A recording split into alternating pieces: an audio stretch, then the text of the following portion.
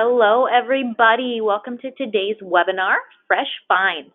Before we get started, just the normal items to take care of. We will have time for questions at the end of the presentation, and you can type those into the question box in the lower portion of your control panel.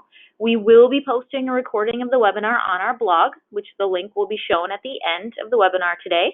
And if you would like a PDF copy of the presentation with all the great recipes today, there will be a link to download that on that same post as the recording. So keep an eye out for that. And if your question does not get answered today, please email our support inbox, which will be shown at the end as well. So for today, we are going to revisit our yearly topic of fresh finds. For today's webinar, I will focus on vegetables, as it can be a struggle for many of us to get in what we know we should be getting in on a regular basis.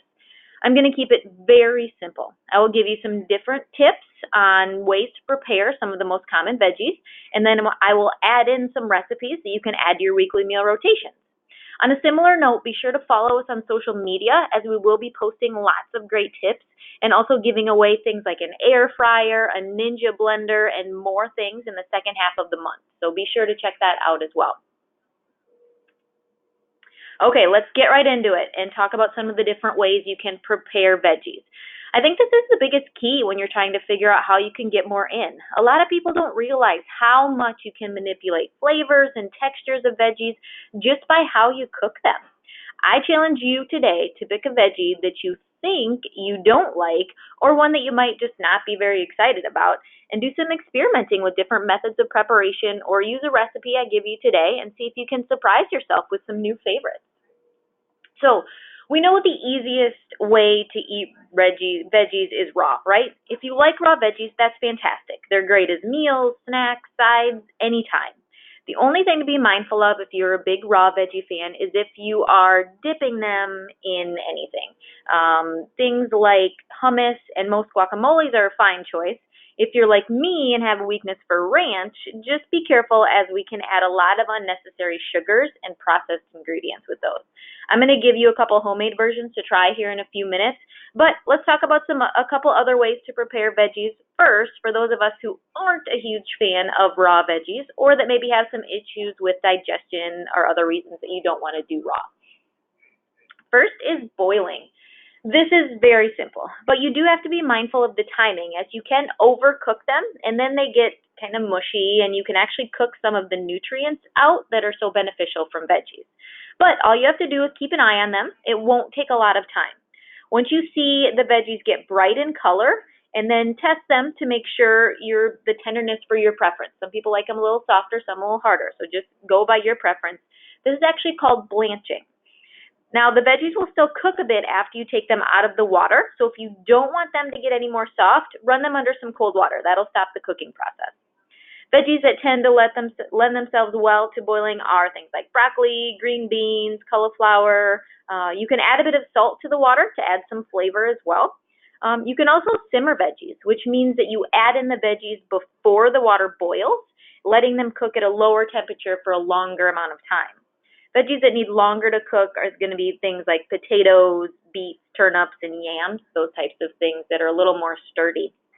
Again, some people have different preferences for tenderness, so test them out every so often to get them the texture that you like. Next preparation method is steaming. This is a really good way to get the same great flavor as boiling for more tender veggies, things like your asparagus or your greens, spinach, those types of things.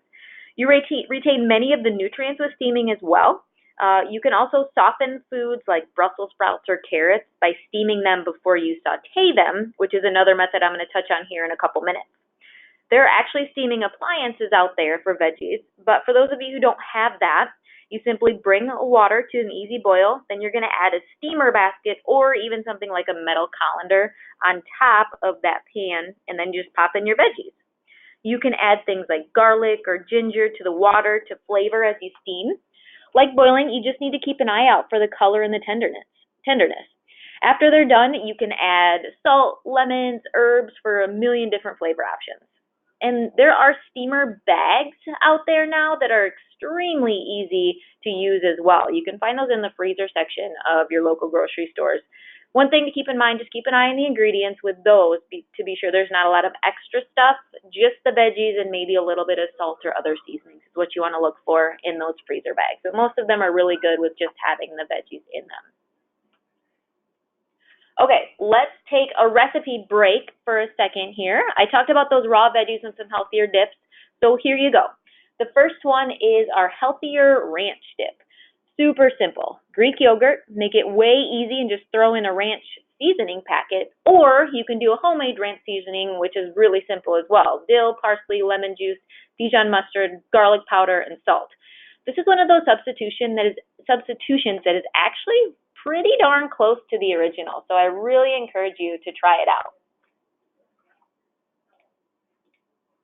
Next up, how about some gorgeous hummus? Regular hummus is great as well, but I thought I'd give you all something to broaden your horizons with a bit today. Beets are an amazingly healthy food. They are loaded with vitamins and minerals, have been studied in regard to benefits with blood pressure, digestive health, brain health, inflammation, which, as you know from previous webinars, hopefully, has a role in many conditions like arthritis, heart disease, even cancer.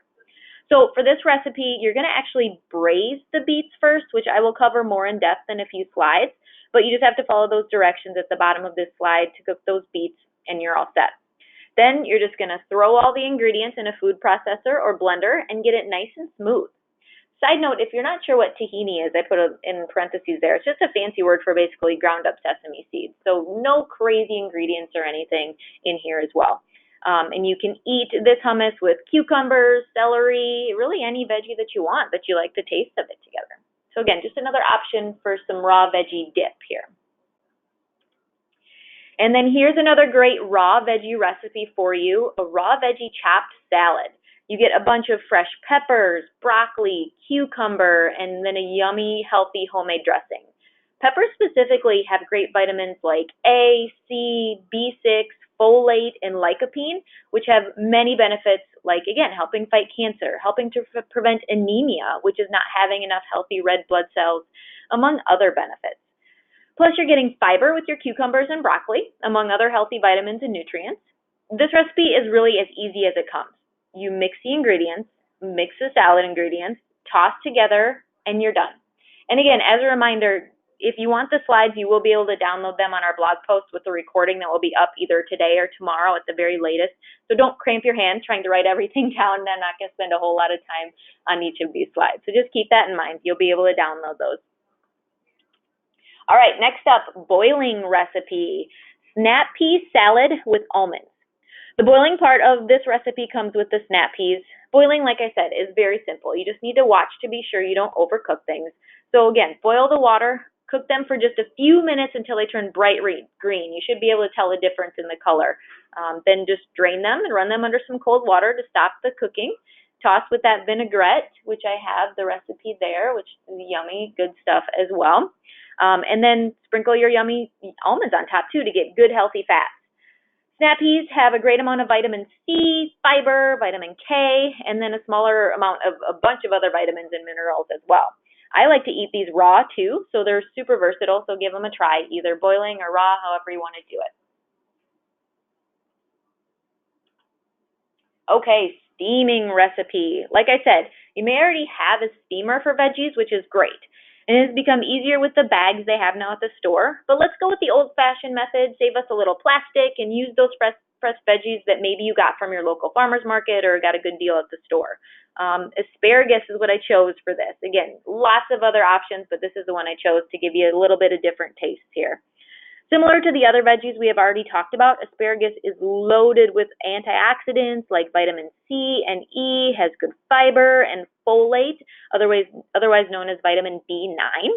For the women in the audience today who are possibly looking to get pregnant, folate is an extremely important vitamin in the early stages of pregnancy, so here's a really good source for you. And again, you can prepare asparagus in more ways than just steaming, but this is super easy and it's a great place to start practicing your steaming skills. So all you do, put an inch of water into a large saucepan, set up that collapsible steamer or again, metal colander inside, bring the water to a boil, lay the asparagus in the steamer. Should be ready in about 5 minutes. How easy is that? Then you put on your olive oil, salt and pepper, lemon, even things like garlic or something as well would be yummy. Again, experiment, experiment, experiment. There's all sorts of different ways to do this. I'm just touching the tip of the iceberg today with some of these recipes. All right, let's go back to a few more preparation methods. I mentioned using steaming to soften foods to saute, so let's get to that method next. It's a fast method. You cook the veggies in a pan over higher heat and oil. So since it's fast, it helps keep those nutrients intact. It works for almost every veggie. Your greens, your mushrooms, peppers, asparagus, zucchini, onions, green beans. Just be sure to cut those veggies into equal sizes so that they cook at the same speed. So like I said, on the stove, you just heat that pan over medium to high heat. Add your oil until it starts to kind of move around and bubble a little bit. Add flavors you like, onion, garlic, ginger, chili peppers. Throw in your veggies and cook them till they are as soft as you like. Again, that tenderness is a preference. You can decide how soft or hard you want them. Season with salt, pepper, whatever you want. Like I said, experiment. Flavor it up. Sauteing is actually at a little lower smoke point than this next one that I'm going to do, the stir frying, which means that smoke point just means how high of a temperature an oil can be before they start to smoke point, and break down. If you hit that point, you're going to get a burnt flavor and it starts to kind of smell bad, basically ruining your meal. Raise your hand if you've gotten your oil too hot before. My hand is up, that's for sure. So like I said, sauteing is at a lower smoke point, so you can use those oils that are less processed and less refined. So things like extra virgin olive oil and virgin coconut oil. And these also have some really great healthy fats when you use them, so it's a win-win with the other nutrients in your veggies. And you can also use butter if you prefer. Good high-quality butter, nothing wrong with that either. But again, you're getting some really good benefits with the olive oil and the coconut oil as well. Some people think sauteing and stir frying are the same thing, and I did as well at one point, but they are actually not. Stir frying is at a much higher heat, and you have to constantly stir and toss the veggies so they don't burn. This is what you see at those awesome restaurants where you can sit and watch them cook your food in front of you. So basically, tip with this is you have to have everything prepped and ready to go for this method because it's going to be fast and quick. So you just get your pan heated on high heat, and you'll have to use oils that have a higher smoke point. Avocado oil is a great choice for this as it has one of the highest smoke points of all oils, and it's healthy as well. A lesser known oil that is decent and has a high smoke point is called rice bran oil. So what you want to do, you get your heartier veggies on there first, like things like your potatoes, and again, we talked about that, those thicker veggies.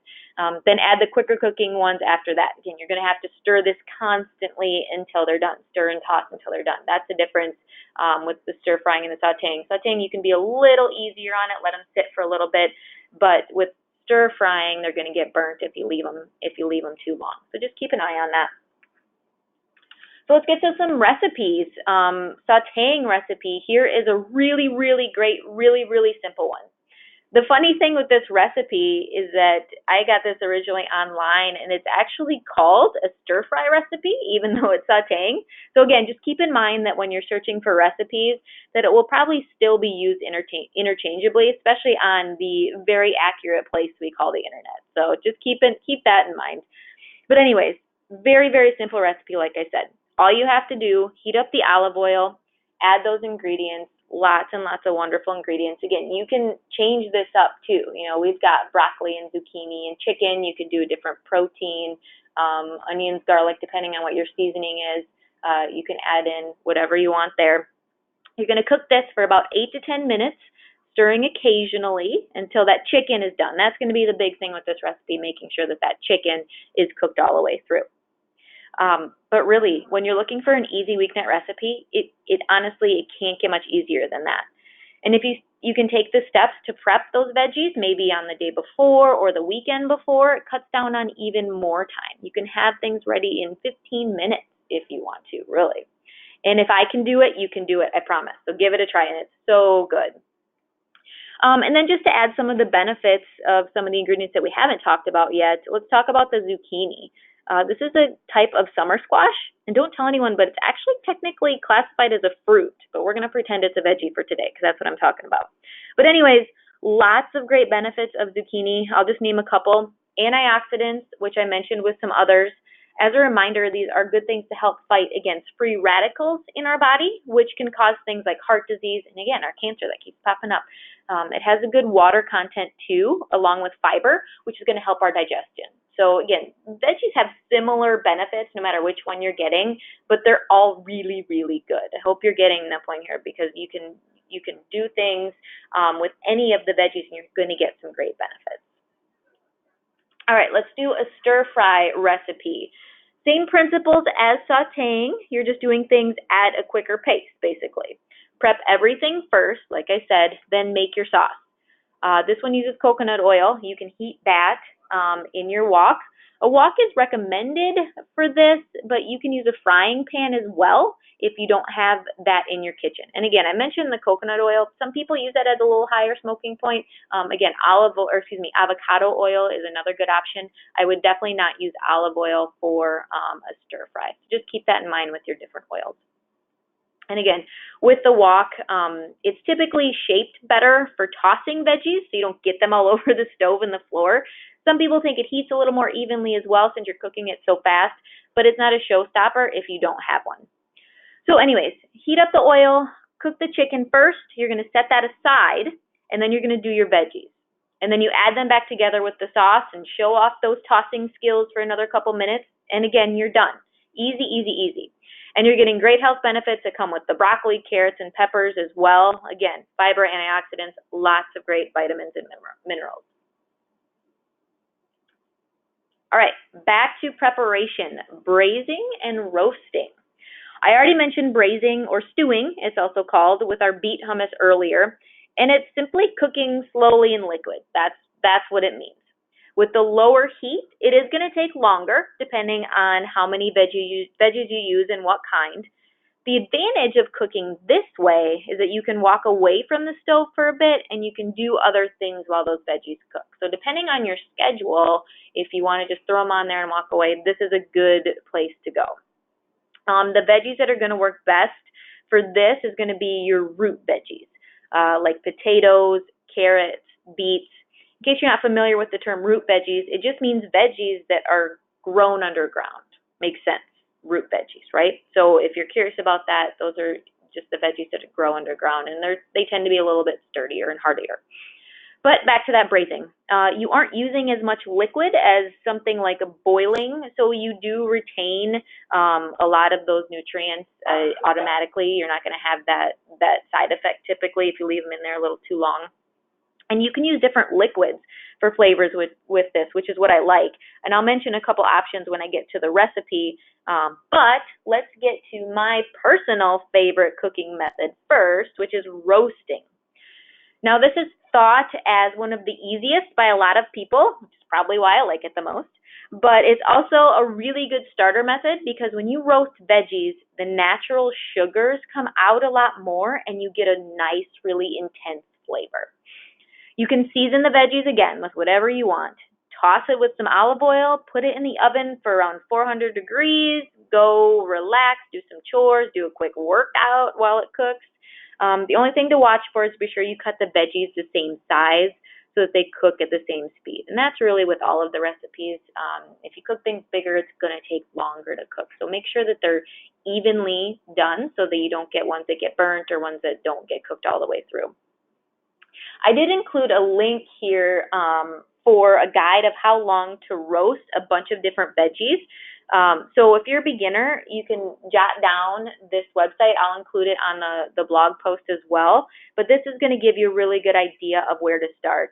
And I mean, you know, ovens are different, things like that. So you're going to have to play with it when you first start. But this will be a great guide to get you started. I use this one all the time. Now, baking is really similar to roasting as well, but you just don't cover the foods with oil on the outside, and you actually usually cook them at a little lower temperature, and then you have the food covered either in a dish or tin foil, so you don't get as much of that caramelization like you do with roasting, where that heat is directly hitting the ingredients. So I have them in the same category here, but they are a little bit different. So if you see a different recipe that is baking rather than roasting, that's going to be the difference there. So for my braising recipe, I kind of left this one pretty open-ended with the options. for the veggies and the seasonings, as it's infinite with your choices.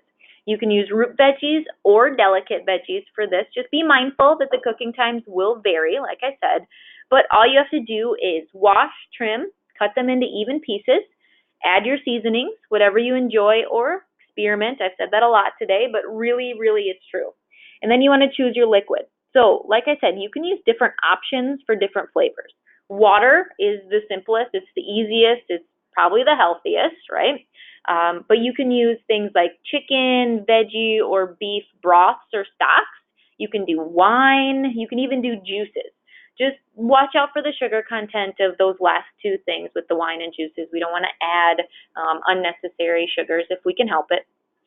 One thing you can do before you braise your veggies is to sear them for a few minutes, which is basically like it says on here. You just simply let the veggies brown in the pan before you add the water. It just will bring it a little bit of flavor sometimes. But again, you don't have to do that. You can simply just arrange the veggies in a pan with your coconut oil, add the liquid halfway up the veggies, bring it to a boil, and then down to a simmer, and then put that lid on and let them go.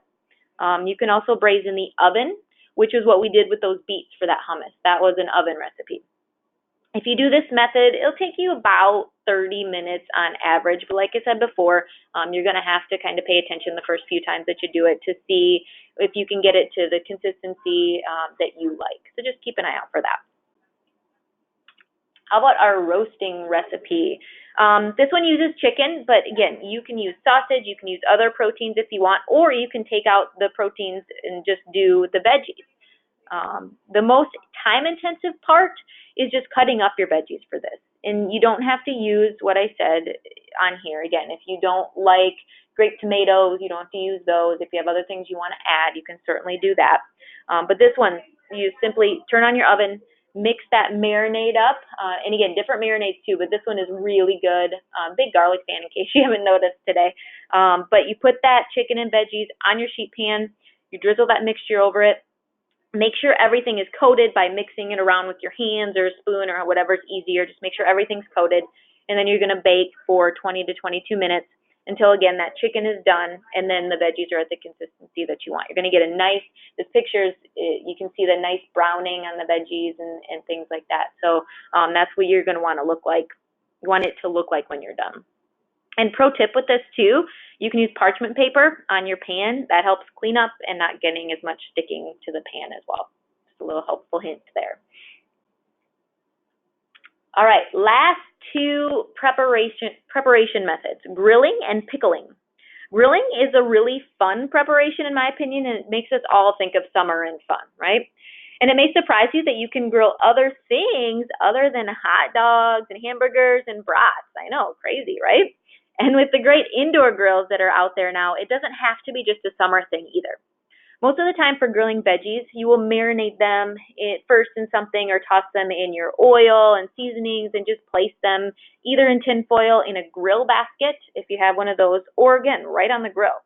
You get those nice grill marks and those tasty smoky flavors with this. And then with pickling, it's not just for cucumbers, surprisingly enough. You can do vacuum sealed canning that makes those veggies last for years and years, but you can also do a quick pickle, and that's going to last you a couple months. And that's what I'm going to do today as far as my recipe, because that canning, there's a lot more process to it. So I'm just going to do a quick one.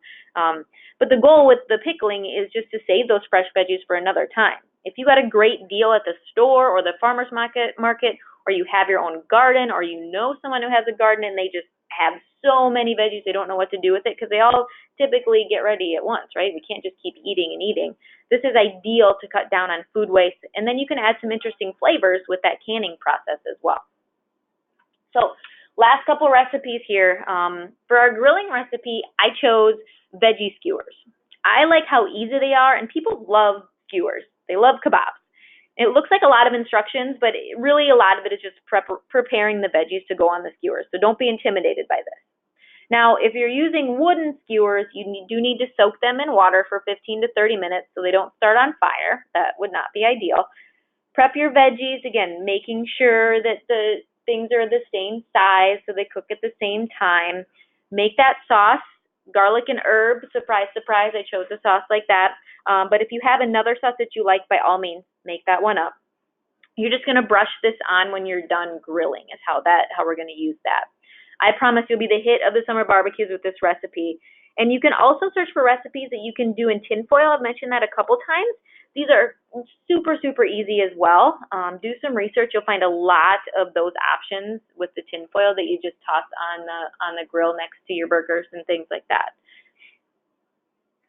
All right, last recipe of all, a pickling recipe. Like I said, this is a great way to use up extra veggies so you don't waste them. For this recipe, you can choose what you want. Things like the standard cucumbers, carrots, green beans, squash, cherry tomatoes. All you do, wash and trim them up, cut them up to whatever size you want. These don't have to be the same size because you're just pickling them. You're not cooking them right now. Put them into the jars as tight as you can without smushing them. You're going to leave about a ½ inch at the top. So make up your canning mixture, or brine as it's called. There are options for things to include. So again, see what you want to add on here. And then add in your vinegar as well. Apple cider vinegar is one of those things that's getting a lot of buzz for health benefits right now, so that's a good option for this. Whatever mixture you choose, all you need to do, boil that mixture, pour it in with the veggies, let it cool, stick it in the fridge. There you go. You've got a meal for the next day, or a side. Like I said, or like it says on here, try to wait at least 2 days to get that good flavor infused, and longer if you can. But it'll last about 2 months, 2 to 3 months or so. So make sure you don't forget them in the back of your fridge either. All right, everyone. I do not want to hear any excuses about not being able to get your veggies in now. I just gave you plenty of options and some great recipes to try. Feel free to share your successful dishes on our Facebook or Instagram page too. Celebrate, prove that you can do it.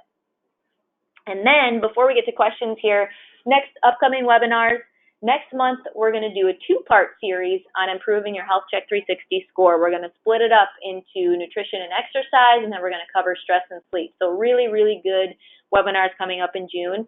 And then July, developing resilience, optimism, healthy habits. Life does throw us curveballs, so we really, really need to develop resilience so we can bounce back, and this will be a great way to give you some tips on how to do that. And then again, here's our contact information. We're on Twitter, we're on Facebook, our blog right there, healthcheck360.com/blog. That's going to be where this recording is and where the PDF slides are. So make sure you head there either later this afternoon or tomorrow. I promise it'll be up there by tomorrow. And then you can watch past webinars as well. And then if you do want to chat some more, give us a call or shoot us an email. We'd be more than happy to chat about anything that pops up for you. So I will get to some questions.